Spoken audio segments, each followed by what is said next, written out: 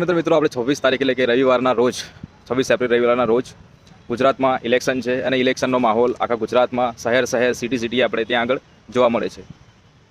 હવે મેઇન મહત્ત્વની વાત એ છે કે આ જે ઇલેક્શન છે તે આપણા એરિયાનું ઇલેક્શન છે. આપણા નજીક સોસાયટી, રોડ રસ્તા, પીવાનું પાણી, આ બધી જે સુવિધા છે તેમને લઈને ઇલેક્શન છે. એટલે હવે સૌથી મહત્ત્વનો ફાળો જે છે તે આ ઇલેક્શનમાં આપણો છે. કેમ કે આપણે મત આપીશું, વોટ આપીશું તો તે લોકો જીતશે. એટલે આપણો જે મત જે છે તે ઘણો જ ઇમ્પોર્ટન્ટ છે.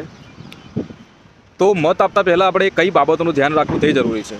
સૌ પ્રથમ આપણે એ વસ્તુ જોવાની છે કે જે અત્યાર સુધી આપણે જે લોકોને, જે નેતાઓને ચૂંટીને લાવ્યા છે, જીતાડીને લાવ્યા છે, તે લોકોએ આપણા વિસ્તારમાં શું કાર્ય કરેલું છે, કેવું કાર્ય કરેલું છે તે જોવાનું છે.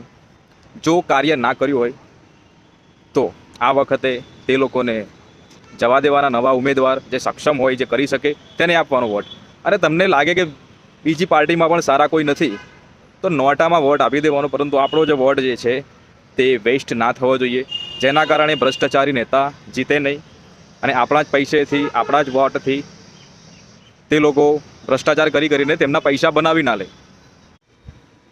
આપણે મિડલ ક્લાસમાં આપણે વોટ આપીએ, આપણે ગરીબાઈમાં રહેવાનું અને તે લોકો તેમના છોકરાઓ, તેમના ફેમિલી વિદેશમાં ફરે, મોટી મોંઘી ગાડીઓ, બંગલા બધું લઈને ફરે. એટલે આ બધી વિચાર કરવાની જરૂરત છે. કયા નેતાઓને આપણે વોટ આપવો તે મહત્ત્વનું છે. જે ઉમેદવાર તમારા વિસ્તારમાં કાર્ય કરી શકે તેવા ઉમેદવારને જ વોટ આપજો.